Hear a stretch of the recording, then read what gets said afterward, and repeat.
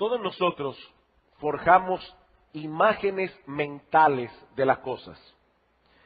Y esas imágenes nos influencian tan profundamente que determinan el tipo de relación que nosotros vamos a tener con esas cosas. Por ejemplo, cuando Satanás tentó a Eva para que pecara contra Dios, él no la amenazó con un garrote. Él vino con una idea que fue lo suficientemente poderosa como para forjar en ella una imagen mental de Dios bastante desagradable.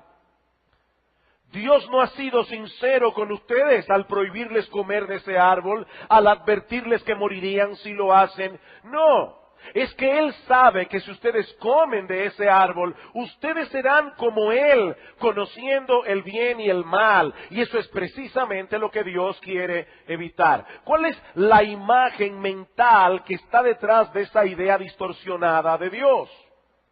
La de un tirano que no quiere que el hombre se divierta, que el hombre progrese y así poder mantenerlo subyugado. De paso, esa es la imagen que la mayoría de los inconversos tienen de Dios y es la razón por la cual quieren mantener a Dios lo más lejos posibles de sus vidas.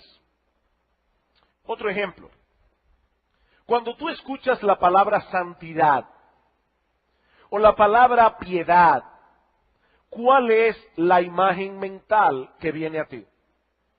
Porque si es la de un santurrón hipócrita, aburrido, amargado, que de paso es la imagen que muchos programas de televisión y películas de cine transmiten acerca de las personas que tienen convicciones morales, si esa es la imagen que viene a tu mente cuando escuchas la palabra santidad, el concepto de santidad no será apreciado a tus ojos y eso incidirá profundamente en tu carácter. A la luz de esta realidad, ahora yo quiero hacer una pregunta sumamente pertinente al tema que vamos a tratar en esta mañana. ¿Cuál es la imagen mental que tú tienes de la iglesia?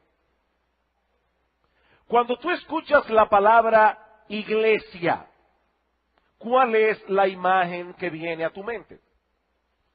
Mis hermanos, esta pregunta es de suprema importancia, porque muchas personas que profesan la fe de Cristo mantienen una relación fría y distante con la iglesia, incluso en ocasiones una relación antagónica con la iglesia. ¿Saben por qué? Por la imagen mental tan desfavorable que se han forjado de la iglesia. Y lo que hemos estado tratando de hacer en esta serie de sermones que iniciamos hace unos domingos acerca de la iglesia como una comunidad de gracia y de verdad, es corregir algunas de estas distorsiones que muchos tienen de la iglesia, a la vez que exponemos la meta de toda iglesia de Cristo, que toda iglesia de Cristo debe esforzarse por alcanzar en dependencia del Espíritu de Dios. De Cristo dice la Escritura en Juan capítulo 1, versículo 16, que Él era lleno de gracia y de verdad. La iglesia es el cuerpo de Cristo. Por lo tanto, la gracia y la verdad deben ser las características más notables de toda iglesia verdadera. En la lección número 5 del material que los matrimonios estamos estudiando en las casas, hay una ilustración muy buena de lo que es la gracia. Imagínese a un hombre cuyo hijo ha sido asesinado y el padre le sigue la pista al asesino hasta encontrarlo y lo mata. ¿Cómo le llamaríamos a esa acción? Le llamaríamos venganza. Una venganza violenta. Ahora, ¿qué pasa si ese padre, al encontrar al asesino, llama a la policía, el individuo es apresado, es llevado a un tribunal, acusado, condenado y ejecutado? ¿Cómo le llamaríamos a eso? Le llamaríamos justicia. Ahora imagínense que ese padre, luego que el veredicto ha sido proclamado, le pide al juez que por favor libere al asesino. y que no lo castigue con la muerte que él merece. Y vamos a suponer que tanto el juez como el jurado acceden a la petición. ¿Cómo le llamaríamos a eso? Le llamaríamos misericordia.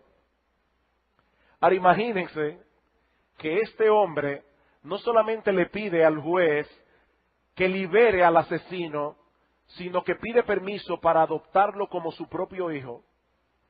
Y a partir de ese momento comienza a tratarlo con todo el amor, con todos los privilegios, con todos los derechos que tiene un hijo. ¿Cómo le llamaríamos a eso? Le llamaríamos gracia.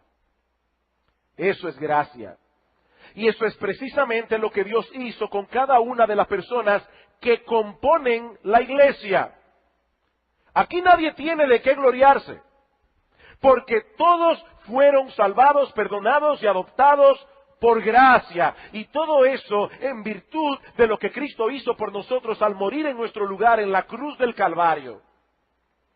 En ese sentido, esta historia ficticia que aparece en esta lección que ya estudiamos las parejas, no se corresponde completamente con lo que Dios hizo para salvarnos. Hay un elemento que falta aquí, porque Dios no se limitó a perdonarnos y adoptarnos, sino que previo a eso, el Dios Hijo, Dios el Hijo, nos sustituyó en el patíbulo, muriendo la muerte que nosotros merecíamos, para que la justicia divina fuera plenamente satisfecha. Cristo murió en nuestro lugar siendo inocente, para que nosotros pudiésemos ser absueltos siendo culpables. Eso es gracia. Dios nos salvó por gracia. Y todos los dones y bendiciones que nosotros continuamos recibiendo de la mano de Dios, los recibimos únicamente por gracia. Es Cristo quien merece todo. Y es en virtud de sus méritos que nosotros recibimos lo que Él merece. Por eso Pablo dice en Romanos capítulo 8, en el versículo 17, que nosotros hemos sido hechos coherederos con Cristo. Mis hermanos, la herencia de Cristo viene a ser nuestra de pura gracia por medio de la fe. ¿Qué es la iglesia entonces? Un grupo de hombres y mujeres pecadores, rescatados por la gracia de Dios, en virtud de los méritos de Cristo, unidos a Dios y unidos los unos a los otros con el vínculo de su Espíritu que mora en nosotros. Eso es la iglesia. Y Dios hizo todo eso para que nosotros vengamos a ser una familia, para que vengamos a ser una comunidad que proclama y manifiesta la gracia de Dios en Cristo. Así que mi hermano querido, toda imagen de la iglesia que no se corresponda con esta debe ser desechada de nuestras mentes. La iglesia es una comunidad de gracia y de verdad. Nosotros estamos aquí por la gracia de Dios, porque esa gracia nos ha bendecido sobreabundantemente y esa misma gracia debe prevalecer en nuestras relaciones unos con otros. La gracia debe ser la atmósfera de la iglesia. ¿Van a surgir problemas entre los hermanos? Recuerden ese poemita que hemos repetido muchas veces: vivir con los santos en el cielo, eso será una gloria; vivir con ellos aquí abajo, eso es otra historia. Vamos a tener problemas, por la sencilla razón de que nosotros no hemos sido perfeccionados. Si fuéramos perfectos, no tendríamos dificultades en nuestros tratos personales. Ahora déjenme darles una clave aquí. Si usted no quiere tener ningún problema, absolutamente ningún problema con nadie, aíslese. Aíslese completamente de los demás. Hay un refrán que dice, con mucha razón, buena verja hace buenos vecinos. Aíslese. Ahora, eso no es lo que Dios quiere. Dios nos llama a vivir en comunidad. Y Dios hará uso de todas esas situaciones que seguramente ocurrirán en esa dinámica relacional para nuestro crecimiento en gracia. Y eso debe ser evidente cuando nos congregamos como iglesia en el día del Señor, que es el tema que yo quiero exponer en esta mañana a la luz de Hebreos capítulo 10. Vayamos por favor a Hebreos capítulo 10.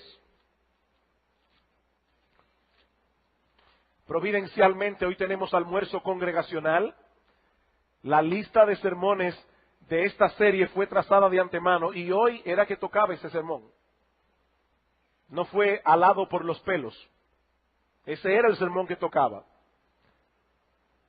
Como muchos de ustedes saben, la carta a los Hebreos fue escrita a un grupo de judíos profesantes de la fe cristiana que estaban siendo presionados a abandonar el cristianismo para abrazar de nuevo el judaísmo. Es por eso que uno de los temas predominantes de la carta a los Hebreos es la perseverancia en medio de las dificultades. Noten el versículo 23 del capítulo 10. Mantengamos firme, sin fluctuar, la profesión de nuestra esperanza, porque fiel es el que prometió. Mantengámonos aferrados a nuestra profesión de fe, no importa lo que pase. Y la razón que da el autor es porque nuestro Dios es fiel a sus promesas. Queridos hermanos, nosotros hemos creído en un Dios confiable. Él no nos ha prometido una vida sin problemas, pero sí nos ha prometido una provisión suficiente de su gracia para que nosotros podamos permanecer firmes en la fe a pesar de los problemas. A la vez que Él nos asegura que al final del camino nos espera un fin glorioso. Esa es la promesa de Dios. Y ahora el autor dice, manténganse aferrados a esa promesa. Por más que las dificultades los zarandeen, no la suelten, porque Dios no faltará a ninguna de sus palabras. Nuestro Dios es fiel. Ahora bien, eso no es suficiente. No es suficiente que nosotros nos mantengamos aferrados a la promesa de Dios, no importa lo que pase. Noten ahora el versículo 24. Y considerémonos unos a otros para estimularnos al amor y a las buenas obras, no dejando de congregarnos como algunos tienen por costumbre, sino exhortándonos, y tanto más cuando veis que aquel día se acerca. Los creyentes no solamente debemos velar por nuestra propia vida espiritual, no solamente debemos mantenernos aferrados a la esperanza que Dios nos ha dado, sino que debemos velar unos por otros. Sobre todo tomando en cuenta que uno de los instrumentos que Dios usa para preservarnos en sus caminos es la amonestación y la advertencia a tiempo. Hebreos capítulo 3. Hebreos capítulo 3.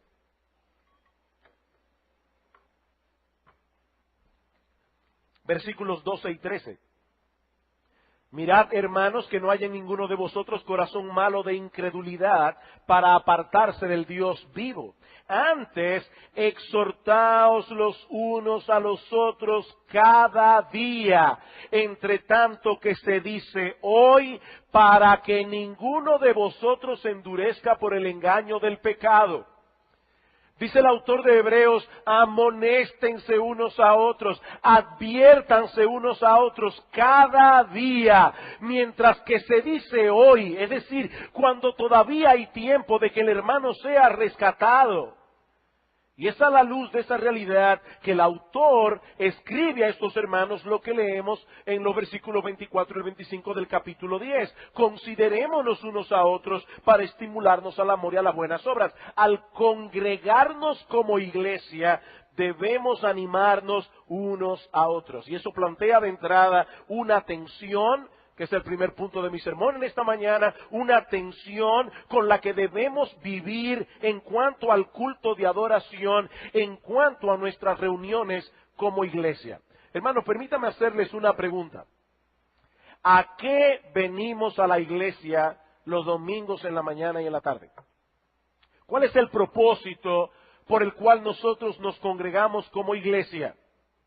Bueno, primariamente, a tener un encuentro con Dios, a adorarle junto con nuestros hermanos en Cristo. Es de eso que se trata todo este asunto. Lamentablemente, la perspectiva que muchas personas tienen al día de hoy de lo que es un culto de adoración no se corresponde con lo que la Biblia enseña en ese sentido. Muchos cristianos pierden de vista que lo que importa en el culto de adoración no es que nosotros nos sintamos bien. Me voy más lejos. Lo que importa en el culto de adoración ni siquiera es que nosotros sintamos que estamos adorando. No, lo único que importa, lo que primariamente importa, es que Dios sea glorificado y exaltado. Eso es lo que importa en el culto de adoración. Yo he puesto este ejemplo otras veces. Imagínense una persona que quiere darle una serenata a su novia. Y resulta que su novia es una persona que fue criada a la antigua, de tal manera que los boleros que a ella le gustan, los boleros románticos, son los de Armando Manzanero, como los cantaba Armando Manzanero. Pero el novio es diferente, el novio es más de la época, y a él le gusta Luis Miguel, y el estilo de Luis Miguel. Y él va a darle una serenata a la novia. Y se pasa la noche entera cantándole canciones de Luis Miguel en el estilo de Luis Miguel. Y ella después de unos días le dice, mi amor, mira, yo no te ofenda, pero tú sabes que a mí lo que me gusta son las canciones de Armando Manzanero, yo a Luis Miguel no lo paso. Y la respuesta de este individuo es que Luis Miguel es el que me pone romántico a mí. Ella con todo derecho puede preguntarle, ven acá, ¿tú viniste a ponerte romántico o a darme una serenata a mí? ¿En quién tú estabas pensando cuando escogiste tus canciones y el estilo? ¿En ti o en mí? Bueno, hermanos, cuando nosotros venimos a la iglesia, debemos planificarlo todo cuidadosamente para que Dios sea exaltado. No para que yo me sienta que adore. No es que Dios sea exaltado. Nosotros somos una comunidad de gracia que hemos venido aquí primariamente a exaltar al Dios de toda gracia. Ahora bien, y aquí viene la tensión. Si bien ese es el aspecto fundamental del culto de adoración, la Biblia también nos enseña que existe una dimensión horizontal que no debemos perder de vista en nuestros cultos de adoración. Nosotros venimos a encontrarnos con Dios, pero venimos también a encontrarnos con nuestros hermanos en Cristo. Y no solamente para que juntos adoremos, alabemos y aprendamos de su palabra, sino también para que juntos nos edifiquemos unos a otros. Y en ese sentido hay dos textos clave del Nuevo Testamento que nos enseñan esta realidad. En 1 Corintios capítulo 14, versículo 26, Pablo dice, ¿qué pues hay entre vosotros salmo, doctrina, lengua, revelación, lo que sea?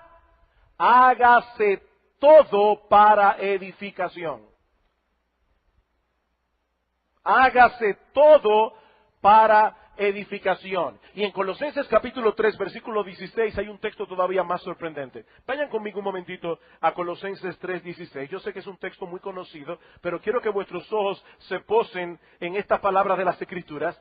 Dice el apóstol Pablo, la palabra de Cristo more en abundancia en vosotros, enseñándoos y exhortándoos unos a otros en toda sabiduría, ¿cómo?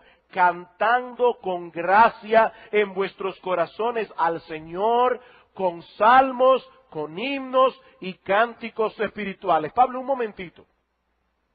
¿Tú quieres que nosotros cantemos al Señor o que nos cantemos unos a otros? Porque el texto, lean otra vez, el texto dice, enseñándoos, nosotros no tenemos nada que enseñarle a Dios. Exhortándoos entre nosotros no tenemos que exhortar a Dios.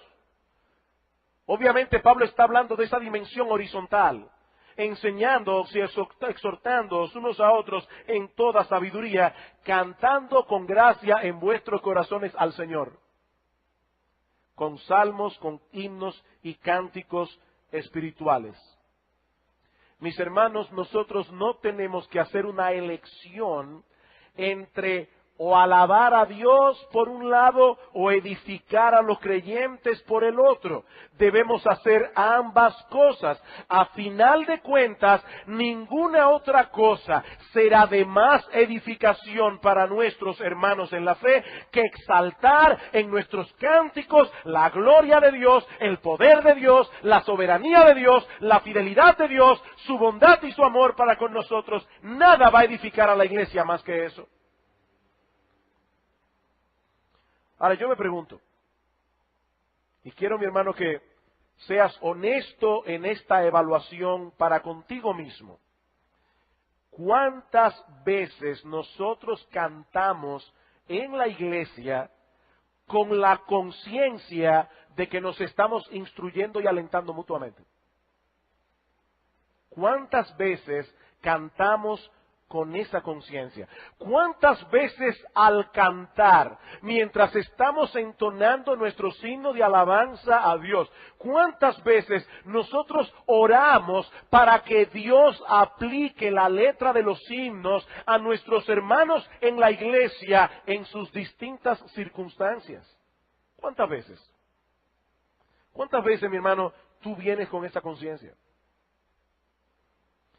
Mis hermanos, ninguna cosa debe hacerse en la iglesia por mera entretención, por mero espectáculo. Es más, déjenme irme todavía más lejos, ni siquiera con la intención primaria de ganar a los incrédulos. Por supuesto, tampoco debemos venir a la iglesia con la intención primaria de perder a los incrédulos. Esa no es la idea. No estamos haciendo una elección aquí entre una cosa y otra. Pero mis hermanos, todo lo que se planifica en el culto debe ser primariamente para la gloria de Dios y la edificación de los hermanos. Hasta cuando se predica el Evangelio. Porque nosotros, los cristianos, necesitamos el Evangelio. Todo debe hacerse conscientemente para la gloria de Dios y la edificación de su pueblo. Me voy a ir más lejos, hermanos. No solamente cuando cantamos y alabamos. Aun cuando escuchamos la palabra de Dios predicada desde el púlpito, no debemos hacerlo con una mente individualista. Es verdad que mientras el predicador expone las Escrituras, el Espíritu Santo se está moviendo en medio de la iglesia, aplicando la palabra del predicador a la mente y al corazón de cada uno, conforme a la necesidad de cada uno. Por eso a veces hay hermanos que dicen, cuando el pastor estaba diciendo esto o esto, golpeó fuertemente mi corazón. Y el hermano que estaba al lado dijo, ¿y el pastor dijo eso? Yo no me di cuenta. A mí lo que me impactó fue esto otro. Porque el Espíritu Santo estaba aplicando de manera diferente la palabra a cada uno. Eso es verdad. Pero mis hermanos, al mismo tiempo, cuando el pastor está exponiendo las Escrituras, hay algo que Dios está haciendo con la iglesia como cuerpo. Dios está unificando la mente y el corazón de todos los miembros de la iglesia alrededor de las mismas enseñanzas. Ese es el proceso que nosotros vemos en Efesios capítulo 4, versículos 11 en adelante. Dice Pablo allí que Dios ha dado pastores a la iglesia.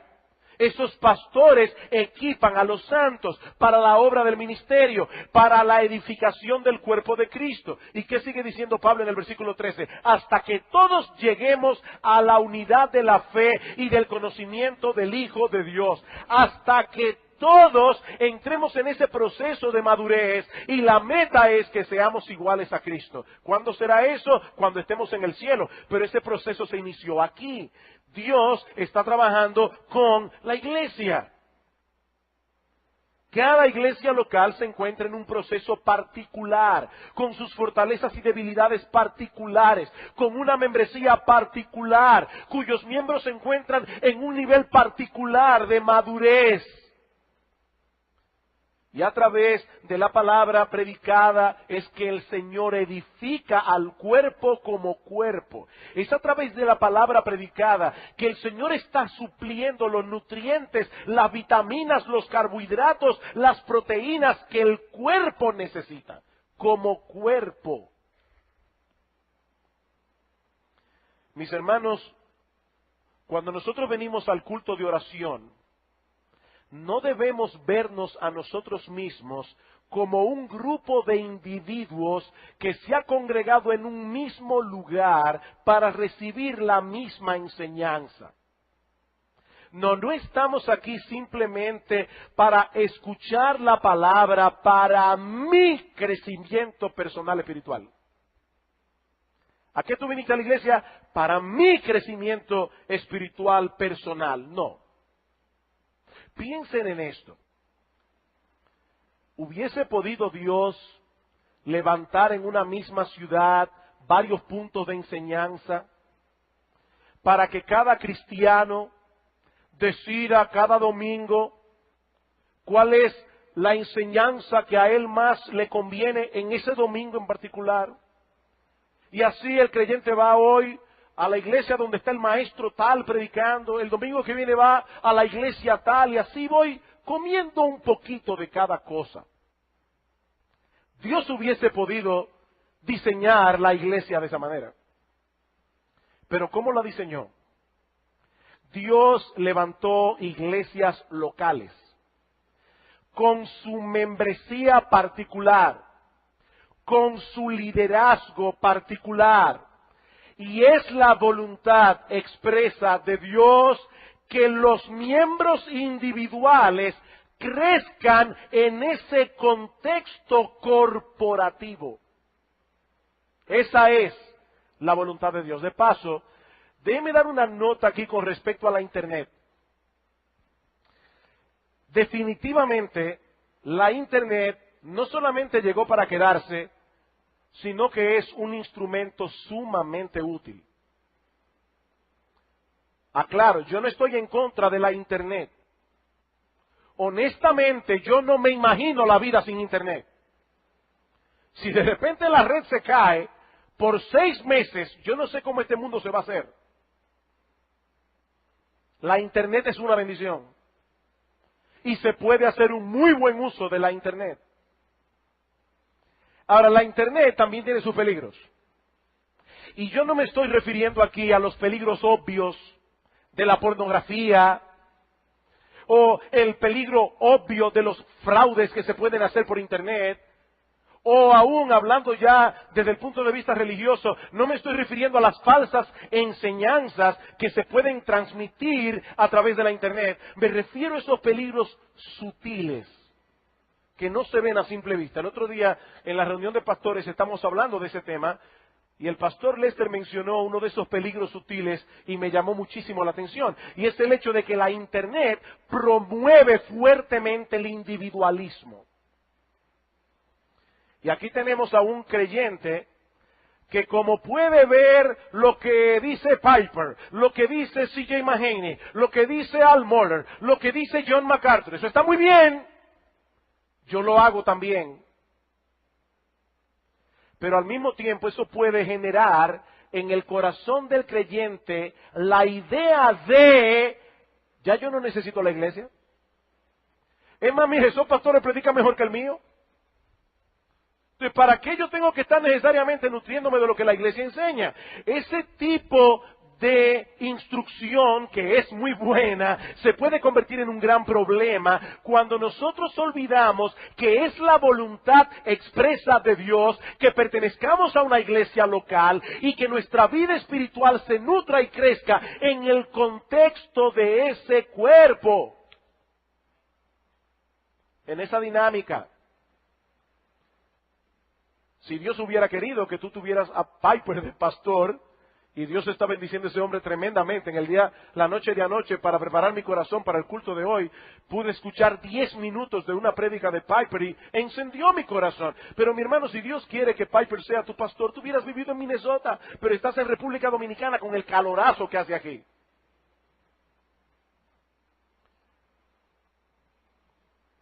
Ahora bien, el texto de Hebreos no solamente da a entender que cuando la iglesia se reúne somos bendecidos corporativamente. El texto también da a entender que hay una interacción personal que debemos procurar en nuestras reuniones como iglesia para edificarnos mutuamente. Vamos una vez más a los versículos 24 al 25. Dice el autor, y considerémonos unos a otros para estimularnos al amor y a las buenas obras, no dejando de congregarnos como algunos tienen por costumbre, sino exhortándonos, y tanto más cuando veis que aquel día se acerca. Luego de haber exhortado a sus lectores a mantener con firmeza la profesión de su fe, de su esperanza y de su fe, ahora los exhorta a considerarse unos a otros. Y esta palabra es sumamente interesante. Es una palabra que puede ser traducida de diversas maneras. Pensar cuidadosamente, ponderar, meditar con atención. Es la misma palabra que aparece en Hebreos capítulo 3, versículo 1, donde el autor de la carta nos invita a considerar a Jesucristo. Piensen en Jesucristo, enfóquenle a Él, estúdienlo con atención. Bueno, ahora el autor también nos invita a hacer lo mismo, pero esta vez teniendo como foco de interés a los demás hermanos de la iglesia. Piensen en vuestros hermanos, enfoquen en ellos vuestros pensamientos. ¿Con qué propósito?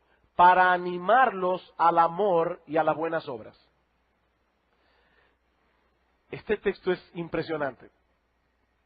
Miren, hermanos, hay muchos otros textos del Nuevo Testamento que nos exhortan a amar a los hermanos y que nos exhortan a hacer buenas obras a favor de los hermanos. Pero esta exhortación es distinta. Lo que Él nos está invitando a hacer es pensar con cuidado cómo podemos estimular a nuestros hermanos al amor y a las buenas obras. Ahora, ¿saben lo extraordinario de este texto? El contexto en que aparece.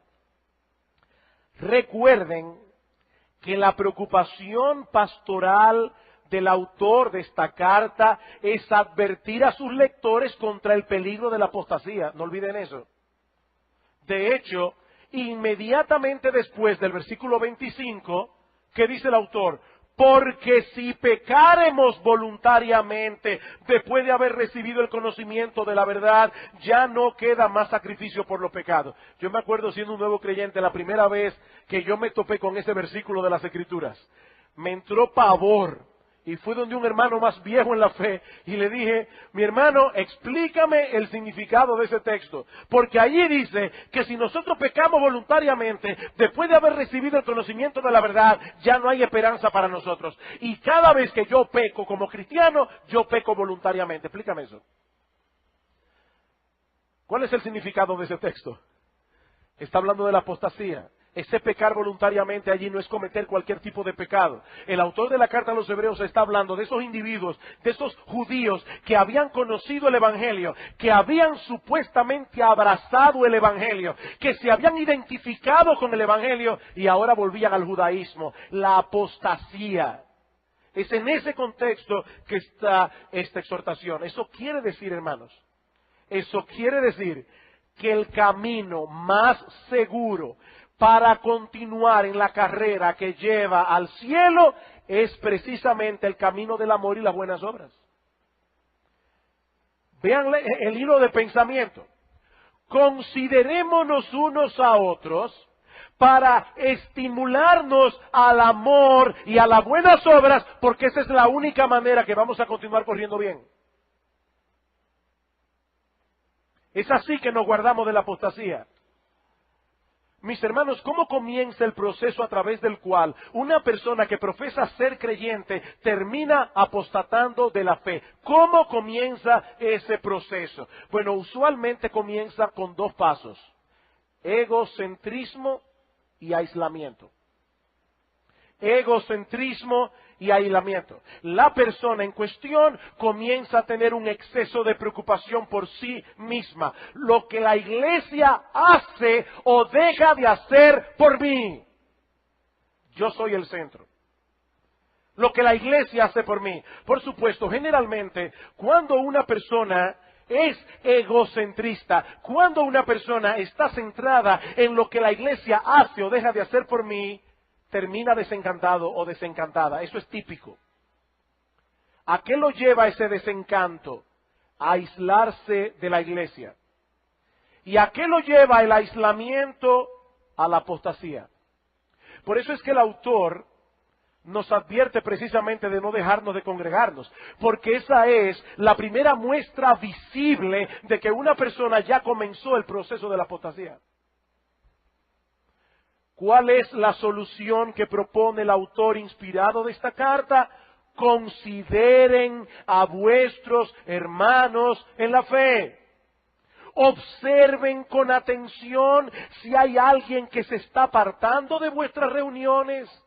Observen si hay alguien que está dando muestras de cansancio en la carrera. Observen si hay alguien que está siendo abrumado por el peso de las pruebas, por el peso de las dificultades.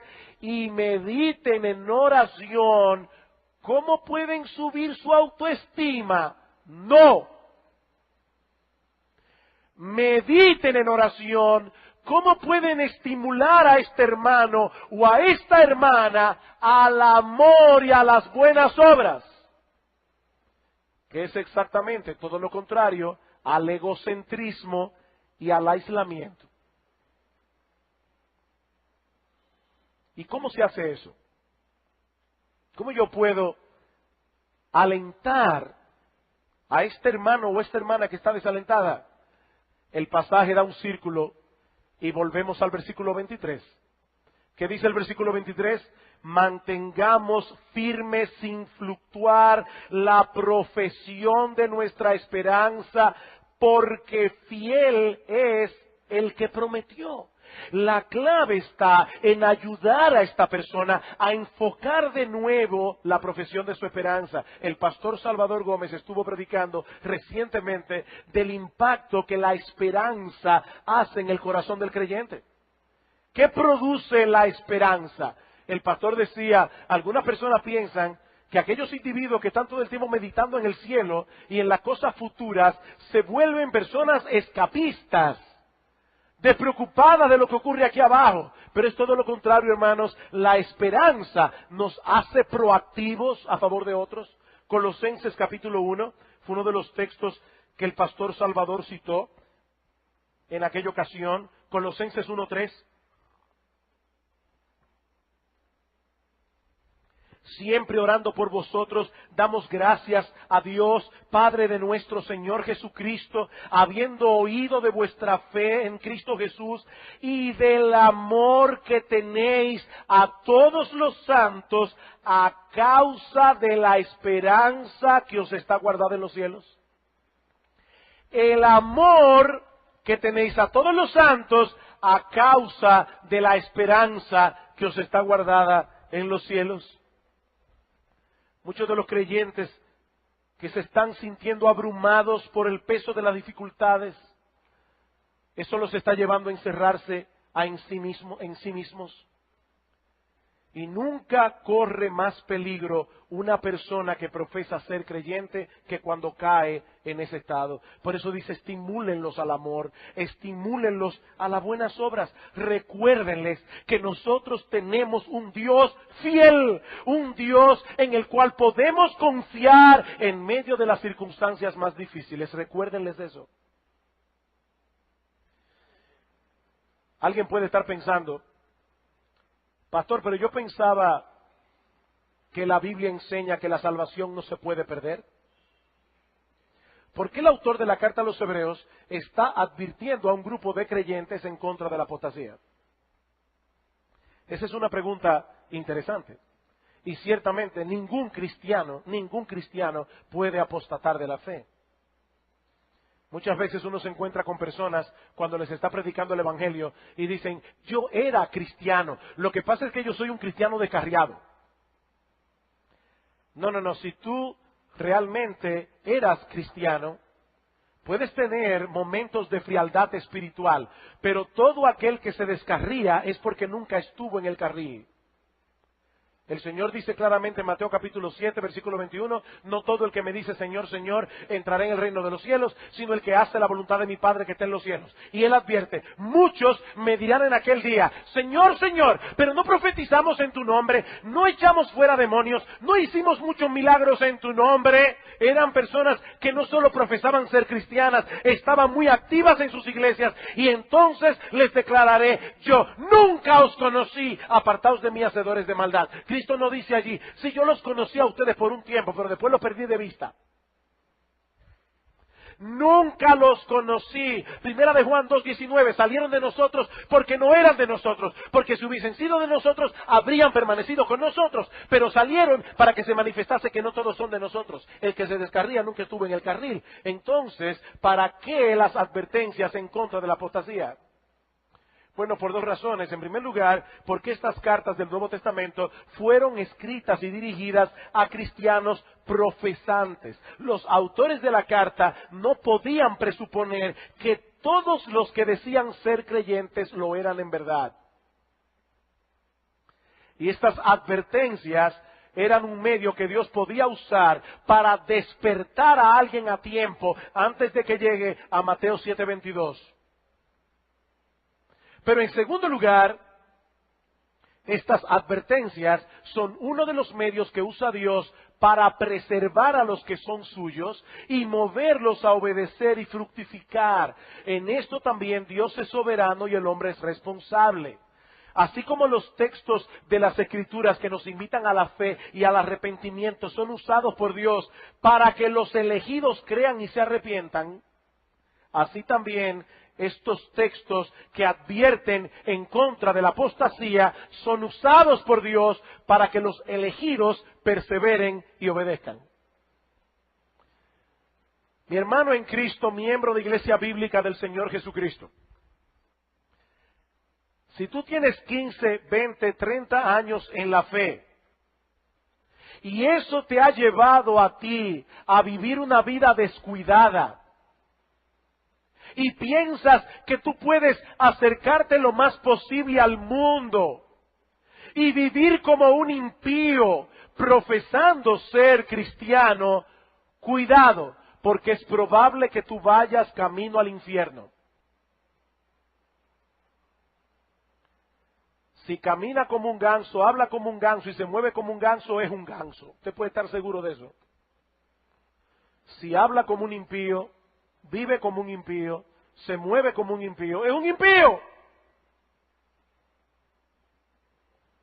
Una cosa es descansar confiados en las promesas de Dios, y otra muy distinta es ser un supuesto creyente que no está mostrando las marcas de la verdadera fe en su vida y aún así cree que va camino al cielo. Eso se llama presunción. Eso no es fe. Ahora, hermanos, ¿cuál es el punto que hemos resaltado en esta mañana? Que no basta con que cuidemos nuestra propia vida espiritual. Ese es el punto. No basta con que cuidemos nuestra propia vida espiritual. Hermanos, nosotros somos una comunidad de gracia, donde los creyentes son usados por Dios como un instrumento de gracia para el cuidado y el bienestar espiritual de sus hermanos. Por eso es que en ese texto de Efesios que citamos, Efesios 4:11 en adelante, termina diciendo que Dios provee crecimiento al cuerpo cuando cada miembro está haciendo lo que debe hacer, según los dones y oportunidades que Dios le da. Mi hermano, tú no puedes ser un miembro pasivo de este cuerpo. No hay que ser un pastor para edificar al otro. No hay que ser un diácono para servir al otro. Todos tenemos una responsabilidad, cuidar nuestra propia vida espiritual mientras nos mantenemos aferrados a la profesión de nuestra esperanza, pero también cuidar a nuestros hermanos en la fe. Por lo tanto, amados míos, al prepararnos a venir a la iglesia cada domingo, nosotros debemos venir con esta conciencia. No solo vengo a encontrarme con Dios, que es el aspecto principal del culto, sino que vengo también a encontrarme con mis hermanos en la fe. Algunos de ellos están cansados con el peso de las tentaciones. Otros se están acercando peligrosamente al mundo. Otros están abrumados con sus pruebas y dificultades. Hay otros que están corriendo bien, pero a veces necesitan una palmadita del hermano que le diga: mi hermano, gracias por cómo vas corriendo, porque eres un estímulo para mí. Estimúlalo a seguir corriendo. Estimularnos mutuamente. Y no solo en el culto de adoración, cada vez que nos reunimos como iglesia, con hermanos en Cristo. Mis hermanos queridos, déjenme expresar una queja públicamente. Muchas veces, cuando nosotros nos reunimos con otros creyentes, los temas de conversación que se traen terminan abrumándonos, no alentándonos. Animaos unos a otros con estas palabras.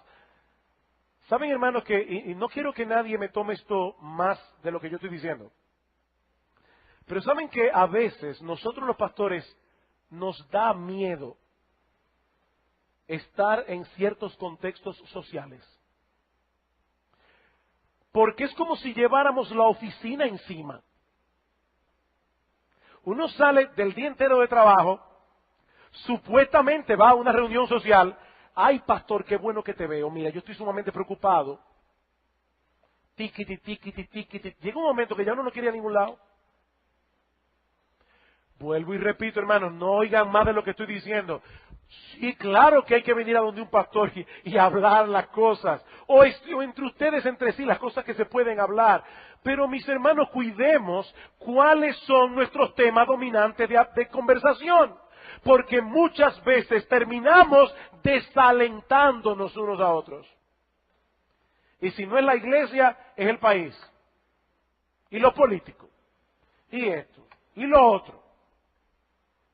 Es como, mira, dime cuáles son tus desgracias. Yo te voy a dar la mía, a ver si no morimos los dos aquí. Alentaos unos a otros con estas palabras. Hermanos, nosotros estamos aquí reunidos, ¿saben cómo? Como un paraje de la tierra de Canaán. Nosotros somos peregrinos. Este es el paraje de descanso. Venimos después de una semana de problemas, de una semana de trabajo. Y necesitamos encontrar a un peregrino que nos diga, hermano, levanta las manos caídas, las rodillas paralizadas. Vamos a hacer senda derecha para nuestros pies, porque al final nos espera la gloria.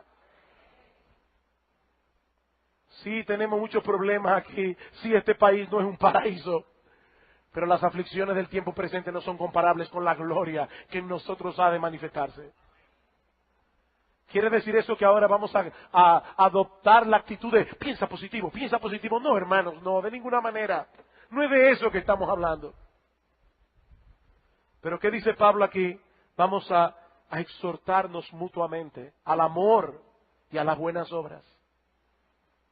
De paso, aquellos que tienen la costumbre de salir huyendo del culto cuando termina, eso no se corresponde con lo que hemos estado hablando hoy aquí. ¿Qué dice Pablo en 1 Tesalónica capítulo 5 versículo 26? Saludaos todos vosotros con ósculo santo. Salúdense como miembros que son de una familia. Muchos de nosotros tenemos días que no nos vemos. Por eso les decía que providencialmente esto coincidió en el día de hoy con el almuerzo de familia. Fue providencial. ¿Qué vamos a hacer ahora? ¿Reunirnos allí abajo a hablar de política? ¿Reunirnos a hablar de lo malo que es este país? ¿De la carestía, del calor? No, hermanos, vamos a estimularnos al amor y a las buenas obras. Que el Señor nos ayude de tal manera que todas nuestras reuniones, los domingos y los días de semana, vengan a ser parajes donde los peregrinos que van camino al cielo puedan encontrar el aliento que necesitan para continuar su carrera sin desviarse ni a derecha ni a izquierda. Vamos a orar. Padre, queremos darte muchas gracias por darnos una vez más la oportunidad de aprender tu palabra. Ayuda, Iglesia Bíblica del Señor Jesucristo, para que todos y cada uno de nosotros nos comportemos como lo que somos, miembros de una misma familia que anhelan y desean exhortar y alentar a los demás para que juntos crezcamos hasta la estatura del varón perfecto, nuestro bendito y precioso Señor y Salvador Jesucristo. A Él sea la gloria, en su nombre. Amén.